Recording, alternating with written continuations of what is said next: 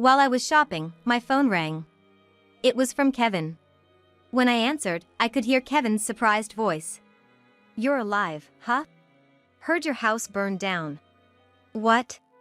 I did hear sirens earlier, but I had no idea it was my own house that was on fire. "I heard a woman was severely burned. You okay?" "Huh? I'm shopping right now. There shouldn't be anyone at home." "What? Wasn't it you who was taken away?" The tone in Kevin's voice wasn't relief but disappointment. Kevin definitely knows something about this fire. I had a gut feeling. "I've got a lot to ask you, but that'll wait. I'm gonna go check on my house." I hung up and started running. It was the home I vowed to make warm and welcoming. And now it's gone. I've been patient all this time, but if Kevin ever meant to harm me, I won't let him get away with it. Sooner or later, people like Kevin will get what's coming to them. If that's the case, I might just be the one to send him there. My fury is unstoppable now. I'm Jessica. I'm just your average, single, 40-year-old office worker. Well, maybe not so average. I'm a huge fan of John, a member of a boy band called Kiss Me Prince. I spend most of my monthly paycheck supporting him. John has this younger brother vibe with a soothing appearance. I record every show he's on, and if there's a concert, I'm at my computer 10 minutes before ticket sales begin, ready to fight for them. My family and relatives think it's silly, but only true fans can understand this euphoria. I should have been content as long as I had my favorite idol. However, this year, the last of my close friends from college got married. Looking around, I'm the only one left single. The reality I've been avoiding hit me hard. Unable to bear my loneliness any longer, I impulsively signed up for a dating app. And I decided to attend a matchmaking party hosted by the dating app. At that very first party, I was destined to meet someone special. "Is that you, John?" From a distance, there was a young man who looked just like John. As soon as the mingling started, I went straight up to him without a second thought. "Excuse me, you're John from Kiss Me Prince, right?" The man chuckled amusedly. "People often say I look like him. So, I kinda styled my hair and aura to match him." His name was Stephen Thompson and he was 35, 5 years younger than me. But he looked youthful, like he could pass for someone in his late 20s. Being a self-proclaimed fan of pop stars, I was totally smitten with Stephen. And the feeling was mutual, we were a match. He always treated me like I was one of his fans, making me feel special every date. I saw John in him and was utterly infatuated. Looking back, it seemed a bit off that such a charming guy would choose a 40-year-old like me, but at the time, I was completely oblivious. Soon enough, he formally proposed to me. Moreover, he proposed at the very spot where John had proposed to the lead actress in a TV show. I was head over heels and said yes without hesitation. However, right before we were about to make it official, Stephen showed up for a date with a high schooler. Actually, I have a son that I live with. The boy he introduced as his son, Kevin, had a different vibe from Stephen and was quite reserved. He was 17, a high school junior. He wore thick glasses and had unkempt hair. Looking a bit gloomy, he kept his head down and didn't make eye contact with me. "I should have told you earlier, Jessica. I'm sorry." His apology seemed so genuine, mirroring John's style, that it tugged at my maternal instincts. "It's all right." I was totally lovesick. Then I overheard Kevin muttering under his breath. "Another old hag." I couldn't believe my ears. "What?" He said it so naturally that I thought I must have misheard. I tried to ask Kevin again, but Stephen cut me off. "Kevin seems happy about having a new mom. Thanks for being there." Stephen and I talked about the wedding right there. Eventually, we decided to get married. I had been living in a single-story house with lots of empty rooms, so I asked him to move in. To be more precise, the rooms weren't exactly empty, they were filled with tons of fan merchandise. But now, I get to live with my real-life idols. I decided to leave all my precious merchandise back at my parents' house. It was a major decision for me. As I carefully packed away my beloved Kiss Me Prince fan merchandise into boxes to send to my parents' house, I vowed to focus on building a warm home, putting aside my fan life for a while. When Steven and Kevin moved in, I thought our happy family life as a trio was about to start, but that wasn't the case. Steven often said he was swamped with work and would stay over at his office 2 or 3 times a week. That left gloomy Kevin and me at home. Kevin rarely made eye contact or spoke to me. He hardly ever went out except for high school, spending most of his time locked in his room playing video games. Yet, during meals, he'd mumble just loud enough for me to hear complaints like, "The meat is tough," or "This can't be called cooking." I get that kids will be kids, but I was concerned that a high school junior like Kevin was always gaming and not focusing on his studies or career planning. One night, when Steven returned home late, I tried to discuss it with him. "Have you talked to Kevin about his future plans?" Steven replied with an air of annoyance. "I'm leaving it up to Kevin. He should do what he wants." I told Steven I hadn't seen any signs of Kevin job hunting or studying. But Steven wasn't receptive. "Look, Jessica, can't you see? It's late, I just got home. I'm beat. Can you not add to my stress by bringing up pointless stuff?" Even if Steven's tired, isn't he worried about his own child's future? Why am I, someone who was once a stranger to Kevin, the only one worried? I felt like that, but I didn't voice it out any further. It saddened me how Steven, who once treated his fans so warmly, was now treating me like I was a nuisance. Then one day, Kevin unexpectedly brought a girl home. She's a quiet-looking girl wearing glasses just like Kevin. I honestly thought he wouldn't be popular, but maybe she's his girlfriend now? After eating and drinking in the living room, they whispered to each other for a while and then left the house again. Honestly, it made me more nervous than them. Until recently, I never even considered becoming a mother. Now, I wonder if I'll have to give the talk about the birds and the bees to these teenagers. My mind was full of such thoughts. So when they peacefully left, I felt a huge relief. From the second-floor window, I quietly watched Kevin and the girl walk away together. That's when I noticed her. Through the fence of the neighboring house, there was a woman glaring at me. I was so terrified that I froze on the spot. The woman then disappeared behind the fence. I wanted to consult with Steven right away, but he didn't come home that night. Just thinking about the woman's gaze from earlier scared me, and I had a hard time falling asleep. Maybe it was the stress, but I caught a bad cold the next day. I dragged my tired body to work, did household chores while Kevin complained, and when I finally laid down at night, Steven came home. I sat up, intending to discuss the woman I saw during the day. But as soon as Steven saw the serious look on my face, he frowned. "Is it another complaint about Kevin?" "It's not a complaint. By the way, it seems like Kevin has a girlfriend now." At that, Steven smiled smugly. For a moment, his smile, which reminded me of John's, comforted me. But that was until I heard Steven's next words. "Well, he is my son after all. I did teach him all the tricks to woo easy girls." "Easy girls?" I echoed his words, and Steven quickly added. "No, I just told him some tips on how to charm a girl he likes." He then gently patted my head. "Thanks for always working hard for me. I appreciate it." When we were dating, I used to find such gestures endearing. However, now I couldn't help but doubt. Does he think I'm an easy girl too? Was I just played? But for what reason? I'm just an office worker, not like I make big bucks or have any significant assets. After Steven took a bath, I double-checked his wallet just to be safe, but I didn't find any suspicious receipts. Still, for some reason, I had this bad gut feeling, and my suspicion towards Steven grew. In the end, I never got to talk to him about that woman. When I woke up the next morning, Steven had already gone to work. As I was heading downstairs to make breakfast, I smelled the lovely aroma of sizzling sausages coming from the kitchen. This hasn't happened since we got married. To my surprise, when I entered the kitchen, Kevin was preparing breakfast for me. Sausages, fried eggs, salad, and some yogurt. He had even prepared some coffee for me. "Isn't this something? What brought this on?" Kevin replied, avoiding eye contact and speaking softly. "You've been feeling under the weather, right? Thought I'd make you some breakfast, that's all." It was the first time I felt a warm gesture from Kevin.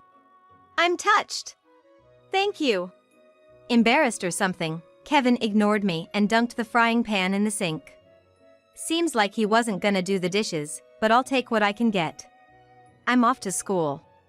With that, Kevin grabbed his bag and headed out the door. Relishing the moment, I sat down at the dining table. Any homemaker knows the significance of even a simple meal made with care. Planning to enjoy every bite, I reached for the coffee first but accidentally knocked over the glass in my excitement. All the coffee Kevin poured for me was spilled all over the table. Oh my, I'm such a klutz! I felt a bit bad, but my spirits weren't dampened. I quickly wiped the table and after finishing the meal, felt refreshed. Right. I need to go grocery shopping. We're out of detergent, maybe I'll walk to the discount store a bit further away. I decided to walk to a supermarket further than I usually would. On my way, I passed a fire truck, which made me feel a bit uneasy. I hope whatever house it's heading to gets the fire out safely. With those thoughts, I went into the grocery store, and my phone vibrated. It was a call from Kevin. When I answered, I could hear Kevin's surprised voice. You're alive, huh? Alive? What's he talking about? As I was pondering this, Kevin dropped a bombshell. Heard your house has burned down. Saw it on social media. What? I did hear sirens earlier, but I had no idea it was my own house that was on fire. I heard a woman was severely burned. You okay? What could it be? There was something cold and distant in his voice, mocking even. It wasn't like the caring Kevin I had seen earlier. Huh? I'm shopping right now. There shouldn't be anyone at home. What? Wasn't it you who was taken away? Then I remember Steven's comment. I did teach him all the tricks to woo easy girls. Kevin definitely knows something about this fire. I had a gut feeling. I've got a lot to ask you, but that'll wait. I'm gonna go check on my house. I hung up and started running. I hailed a cab, and when I arrived, my house was completely burned down. A crowd had gathered in front of the wreckage. A neighbor, Margaret, approached me frantically. Oh, thank God you're okay.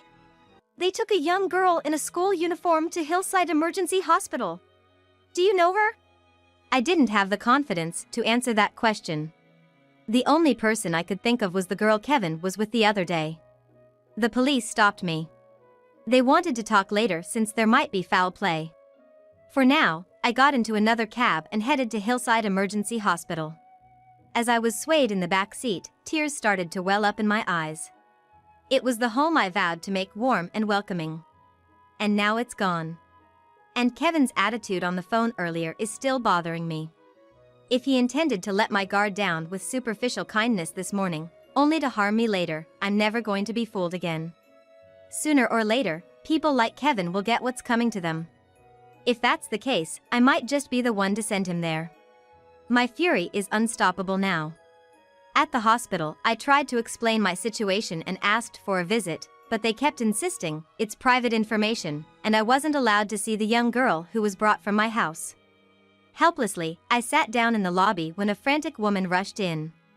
Where's Sarah? I saw on the news that she's in critical condition. It's okay. The news got it wrong. She's got burns on her face and limbs, but her life isn't in danger. I was taken aback. I knew this woman. She's the one who had glared at me from over the fence that day. Noticing me, she pulled out her business card and handed it to me. My name is Michelle Thompson. I'm Steven's wife and Kevin and Sarah's mother. Shocked, I blurted out. But I'm Steven's wife! Michelle tried to explain, but she seemed to prioritize visiting her daughter. Jessica, please come with us. In the hospital room, the girl who had come to my house that day as Kevin's girlfriend lay there. As soon as she saw me, she burst into tears. I'm so sorry, I'm so sorry. As Michelle comforted her, Sarah, sobbing, began to recount the events. Turns out, Sarah wasn't Kevin's girlfriend, she was his younger sister. She'd always looked up to her quiet but kind-hearted older brother since they were kids. But at one point, he changed. Apparently, he learned from his father how to wrap gullible women around his finger. After that, Kevin hardly ever came home. It was because he was living with me, but he had told Sarah he was living with a convenient woman. On the rare occasions he did come home, Sarah could only watch as he constantly spouted derogatory comments about women, wishing he'd go back to his old self. "How can I get my kind big brother back?" When she asked Kevin, he replied, "I want you to set fire to Dad's mistress Jessica's house." Being influenced by Kevin, Sarah scouted out my house as I was the alleged mistress. That's why she came to my house that day. After much hesitation, thinking it was for her brother, she went through with it. But after setting the fire, she immediately felt the weight of her guilt and called the police. And to save me, who was supposedly sleeping inside, she broke the window, went in, and got injured. "Wait, what do you mean supposedly sleeping inside?" To my question, Sarah replied through her tears, "Kevin was going to put sleeping pills in your coffee." I felt a chill run down my spine. If I hadn't spilled the coffee, I probably wouldn't be okay now. Michelle scolded Sarah in a state of panic and then apologized to me. "What a stupid thing to do! You could have killed someone. Jessica, I'm so sorry. It's due to our lack of supervision as parents. I can't believe what Kevin and Sarah did." Talking about that, I began, addressing the concern that had been nagging at me.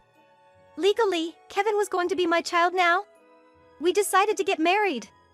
At this, Michelle hesitantly took out a piece of paper from her bag. It was Stephen's marriage certificate. Indeed, Michelle's name was written there. My husband had previously deceived another woman in the same way. He must have deceived you. I realized she was right. So the engagement should be invalid due to bigamy. The unbelievable reality made me dizzy. Why would Stephen do such a thing? Michelle let out a deep sigh. Deep wrinkles on her forehead revealed years of hardships. Jessica, by any chance, are you a fan of John from Kiss Me Prince? My husband is oddly confident and obsessed with the idea that he looks like John. He mimics John's fashion, hairstyle, and gestures and gets a kick out of approaching and flirting with his fans. He probably can't help wanting to be adored by women like an idol. I've had enough of it. At that moment, the door to the room swung open, and Stephen, looking pale, entered. Seeing me and Michelle together, Stephen looked caught. I glared at him, anger evident in my eyes, and said, "So, we were strangers all along. You said you'd be staying at work, but you went back to your wife's house." Stephen rambled on, but I wasn't listening. "I'm gonna claim compensation, including for the house your son burned down. Since we're not related, you can't claim familial immunity." Grabbing my bag, I stormed out of the room.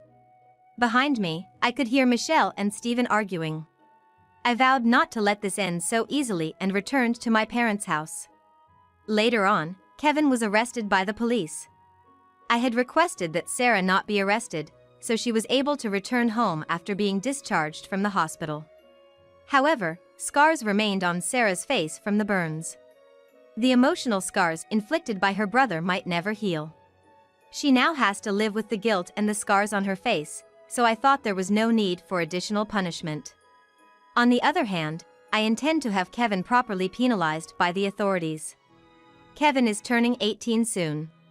He's likely to be tried as an adult under the law. As I was preparing the claim for compensation, someone knocked at the door. It was Stephen. "Jessica, I'm truly sorry about Kevin. Can't we start over? I want you to support me again. Can you give me your fan energy?" "Can you give me your fan energy?" was John's signature phrase during his concerts. Before, I would have been easily swayed. But now, it just seemed like mockery. You're not an idol. You're just a 35-year-old man who thinks he looks like one. If you don't realize it, you're gonna keep embarrassing yourself. As I said this, Stephen's face turned red with a mix of shame and anger, and he lunged at me. "What's your problem? You probably just saw me as a substitute for John anyway." I can't say I was entirely without fault. But Stephen, despite manipulating the situation, acted as if I was the one to blame. "That's right. And I realized, you're neither John nor my dream prince. You're just a delusional middle-aged man." I handed Stephen the prepared compensation claim. The recent arson was the result of your flawed upbringing. You're gonna take full responsibility. I'll add to the claim for the time you deceived me. If not, I'll sue you for marriage fraud.